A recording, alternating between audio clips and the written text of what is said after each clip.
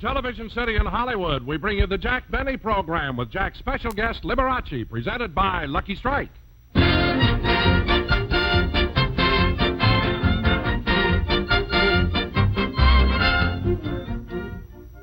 Friends, smoking enjoyment is all a matter of taste, and the fact of the matter is... Lucky's tastes better. Cleaner, fresher, smoother. Lucky's tastes better. Cleaner, fresher, smoother. For Lucky Strike means fine tobacco, richer tasting fine tobacco. Lucky's tastes better. Cleaner, fresher, smoother. Lucky Strike, Lucky Strike. Sure, Lucky's tastes better. Why, everybody knows Lucky Strike means fine tobacco. Fine, light, mild tobacco that just naturally tastes better. And Lucky's are made better. They're round and firm and fully packed to draw freely and smoke evenly with fine tobacco in a better-made cigarette. Golly, you're just bound to get better taste. Smoking enjoyment is all a matter of taste. And the fact is... Lucky's tastes better. Cleaner, fresher, smoother. Lucky Strike, Lucky Strike.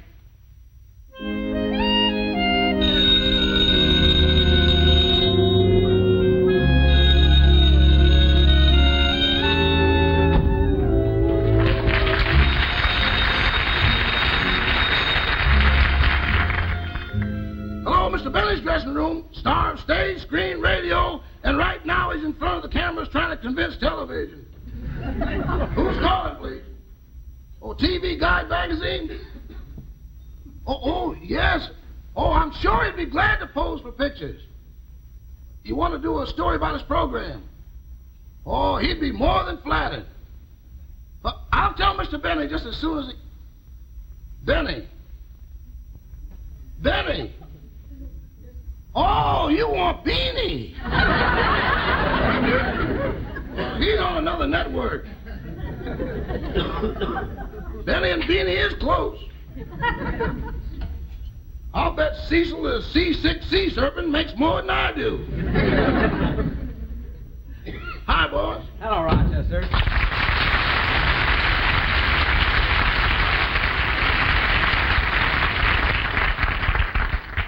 Well, there's another show over with. And Rochester was the most wonderful audience out there. You know, they didn't miss a thing. Got every gag, laughed at everything.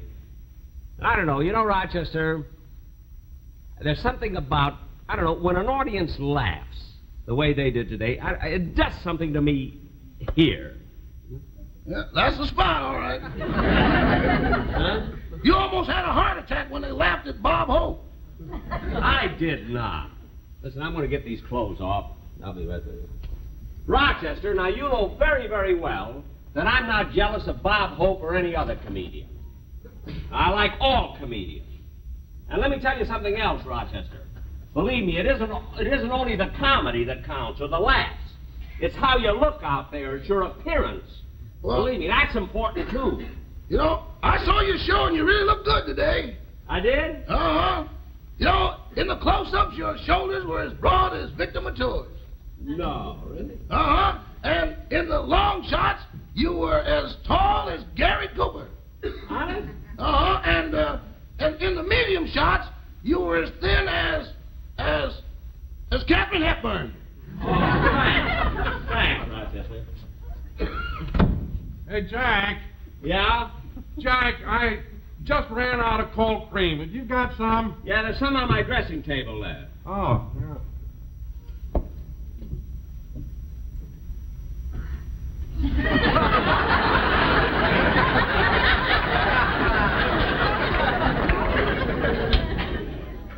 Rochester, Uh-huh. take these, will you? Yes, sir. Victor Mature. Take this, too. Yes. Gary Cooper.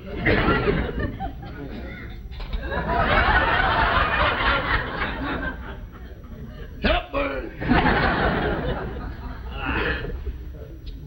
Well, how's it feel to be Jack Benny again? Fine, fine. Say, Rochester, while I was on, were there any calls for me? Oh, several, but one seemed to be urgent.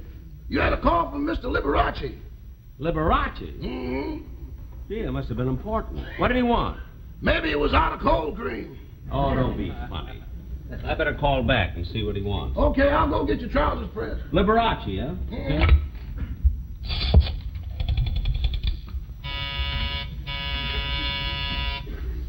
Say, Mabel. What is it, Gertrude? Mr. Benny's line is flashing. Yeah. I wonder what Stacy Bonehead wants now. I'll plug in and find out.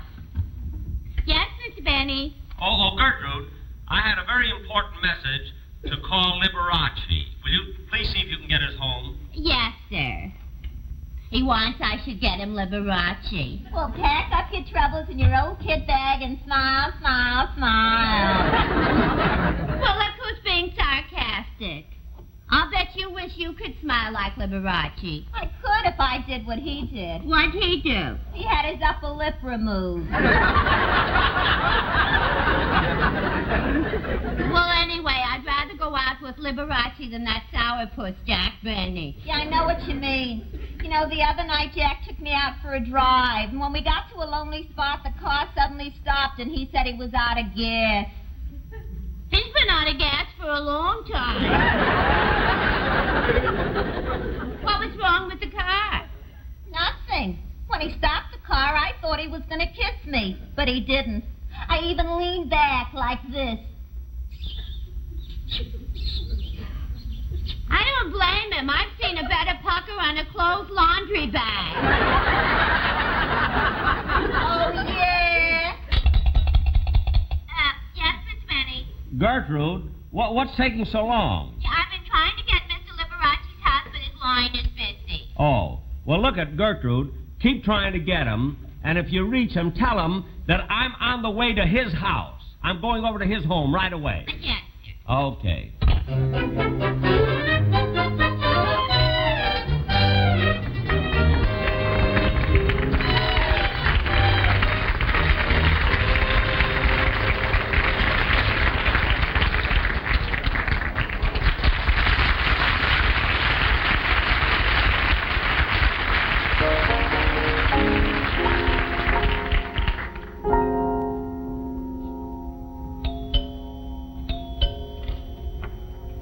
Jeffrey?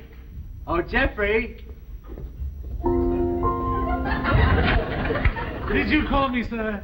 Jeffrey, there's someone at the front door. Oh, very good, sir.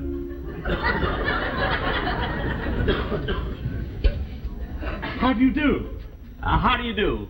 I came over here to see Mr. Liberace. I didn't know he had company. Oh, I'm the butler. Oh. Why don't you come in? Thank you. Oh, Jack. Oh, Liberace. How are you?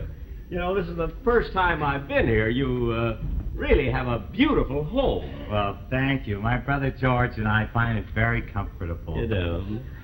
Yes, it must be nice and warm, too. Oh, you're referring to my candelabra. I didn't think you'd noticed them.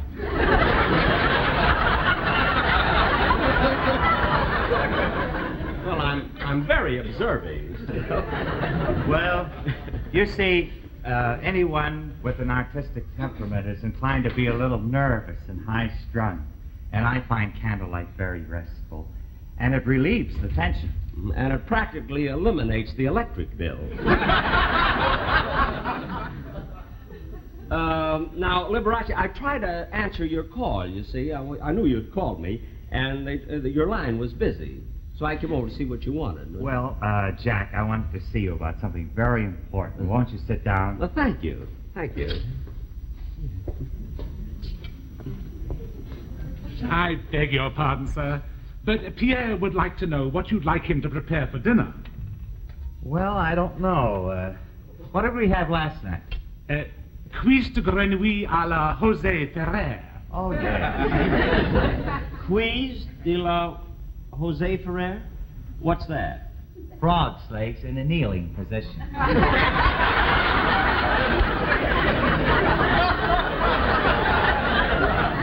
Well, I've never had them that way.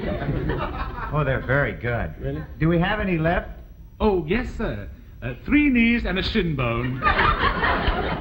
Well, that's not very much. Oh, yes, it is, sir. You see, the shin bone's connected to the knee bone, and the knee bone's connected to the hip bone, and the hip bone's connected to the thigh bone.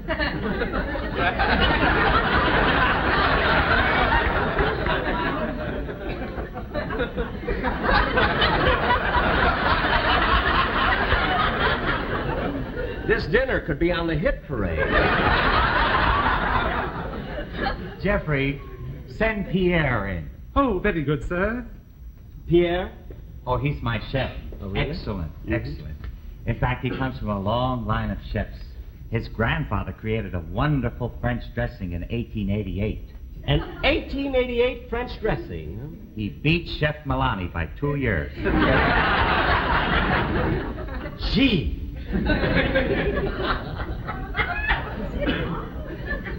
Did you wish to see me, sir? Yes, Pierre. What do you suggest for dinner tonight? Well, we have some breast of flamingo and gazelle steaks. Breast of flamingo and gazelle steak? Would you like to stay for dinner, Jack? Well, if you have enough, I wouldn't want you to run to the zoo just. Well, I'm sure we'll have enough. Pierre, Mr. Benny will stay for dinner. Very good, sir. Thank you. Thank you very, very much. Well, Liberace, you certainly know how to live. You have a chef and 2 butlers. Huh? Oh, no, I just have 1 butler, Jeffrey. Well, what about this gentleman over here? Oh, that's Martin. He's my candle changer. I mean, he changes the candle. Huh? He can change them when one burns down without losing a flicker. Gosh! You mean you have a man just to change the candle? I have 4 of them. I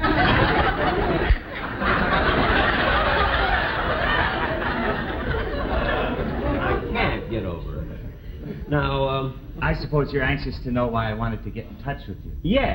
yes, I have. Well, I tell you, I beg your pardon, sir. what is it, Jeffrey? Yamaguchi would like to speak to you, sir. Oh, Yamaguchi, send him right in. Yamaguchi? He's my gardener. Oh, you have a garden? Yamaguchi, you wanted to see me? Yes, sir. I've got the back room all cleaned up, sir. Well, fine. If you'll step over to the window with me, I'll show you what I'd like you to do next. Excuses, please. Yes, I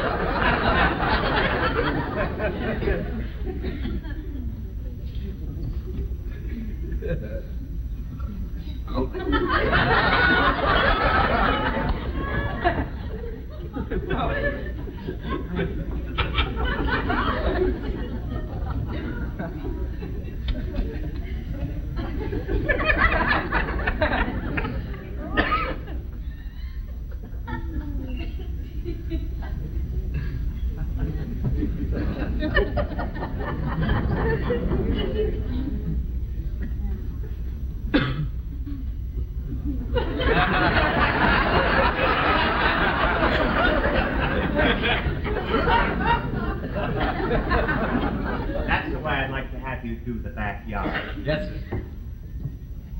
Look,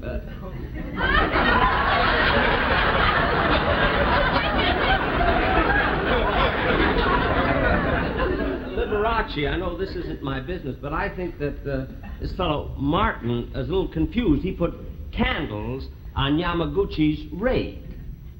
I know. This is the day we burn the weeds.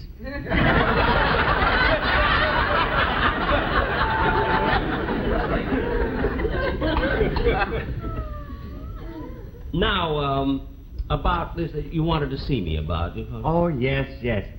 Well, Jack, you see, my brother George is detained in New York. And I'm giving a concert tonight, and I wonder if you'd be so kind as to take my brother's place and play your violin.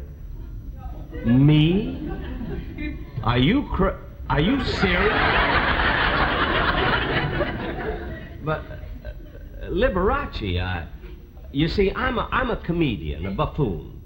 And the violin is just a prop in my hand, just to get laughs, that's all. I know, Jack. That's the shame of it all. What do you mean, shame? Well, you see, I feel that deep down inside of you is a great musical talent. But you just haven't surrounded yourself with the proper atmosphere. You may be right. Well, you notice, I always adorn my piano with a candelabra. And you know, the audience seems to sense that my inspiration is extracted from the warm glow of the tiny flickering flames. Tiny flickering flames, huh? Well, that wouldn't work with me. See, once I played my violin where they burned down the theater, and I was still lousy. However, if you'd like me to appear at your concert with my violin, I'd only be too happy to. Oh, well, good. Thanks a lot, Jack. I'm glad. Liberace, of course, we haven't discussed money. Is his salary. I don't know if you realize what I get for each appearance that I make, you see. No, I don't. What do you get? Well, this may come as a surprise, you see, but for each appearance I get $7,500. Oh, well, Jack, that's for being a comedian. Now, what was the last salary you got just for playing your violin? $1.80 an hour. It was a wonderful couple. I'm so glad they got married.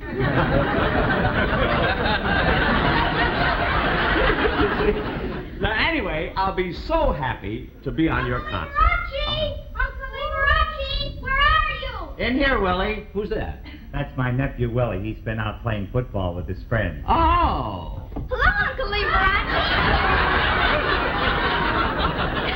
I want you to meet Mr. Benny. This is my nephew, Willie. Oh, How hello. do you do, Mr. Benny? Hello, Willie. Now, you run along and get dressed for dinner. Yes, Uncle Liberace. Okay.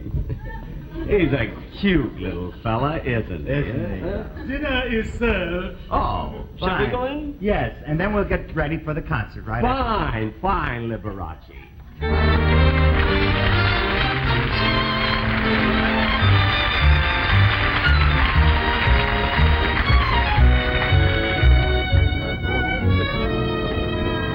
Oh, gosh, darling, isn't Liberace wonderful? Oh, wonderful. I just can't wait till the intermission's over. Donald, what are you doing? I was just noticing everybody in the lobby is smoking a Lucky Strike. Are you sure they're all smoking Luckies? Well, I imagine so. Oh, excuse me a minute, Dick.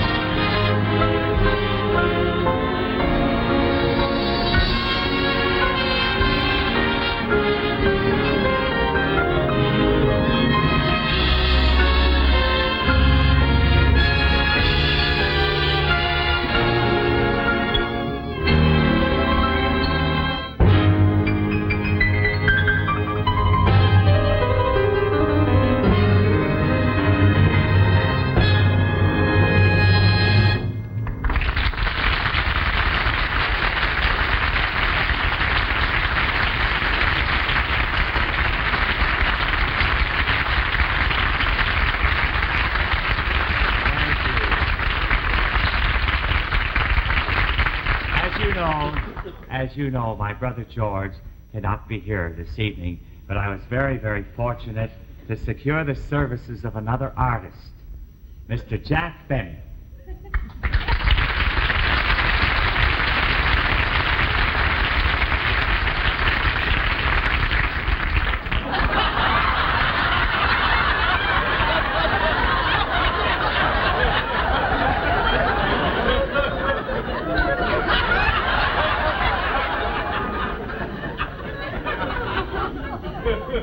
Jack, I think you're overdoing it.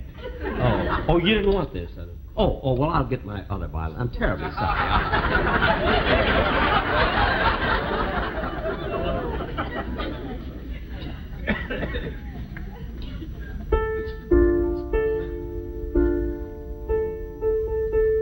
How about tuning up? What? How about tuning up? Yeah, go right ahead. How about you tuning up? Give me a minute.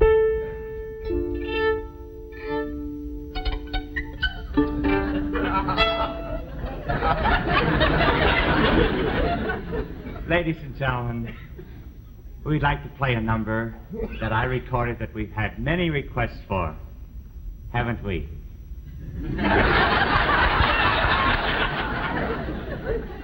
It's called the September Song.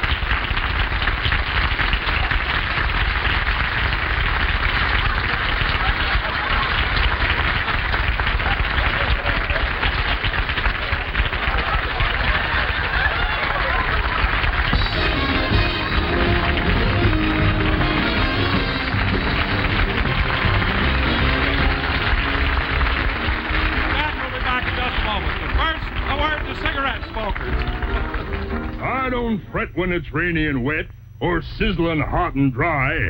My jacket keeps the weather out and freshness in. Here's why. Have you ever looked at the cellophane seal on a pack of cigarettes? Well, probably your eyes can't tell the difference between one seal and another. But the makers of Lucky Strike take special care to see that every pack of Luckies is extra tightly sealed, because that's what keeps the cigarettes inside fresher tasting.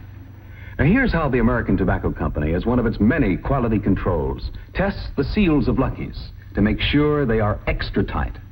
This is Ruth Thompson, an examiner in the Lucky Strike manufacturing plant. Ruth takes packs of Luckies right from the production line. She cuts the cellophane wraps in half and removes them. She puts each half, open end down, in a pan of mercury. Then both halves are tested separately under air pressure to measure their air tightness. Maybe you think that's a lot of fuss to make over a cellophane seal. But the makers of Luckies know it's worth it. For when you take fine tobacco in a better-made cigarette and safeguard the better taste of that cigarette by sealing in its freshness, you're going to have a better-tasting smoke.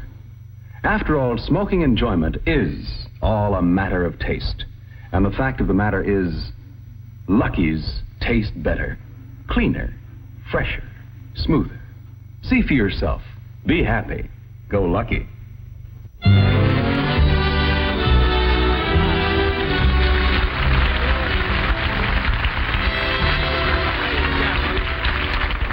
You know, these are the kind of shows that I always like to do where I have a chance to play my violin.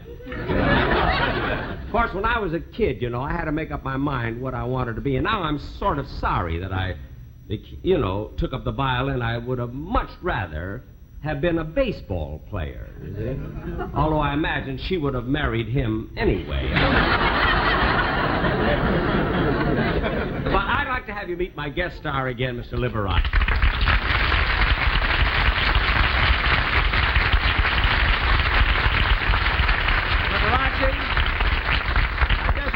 How wonderful it was having you on my show, and how nice you've been to be such a great sport about it's fun, all Jack. the kidding and everything. And I understand you're giving a concert in Pasadena Saturday night. Is that Friday night. That's Civic right. Auditorium. That's right. And incidentally, Jack, all kidding aside, if you'd like to pick up another $1.80, I'd love to have you. Well, I'd love to do it, but I have another wedding. That's, you know, thanks.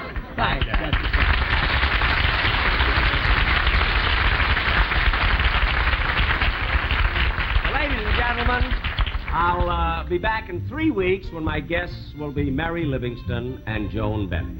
3 weeks from Sunday. And next Sunday, be sure and listen to and watch Ann Southern in Private Secretary. Thank you.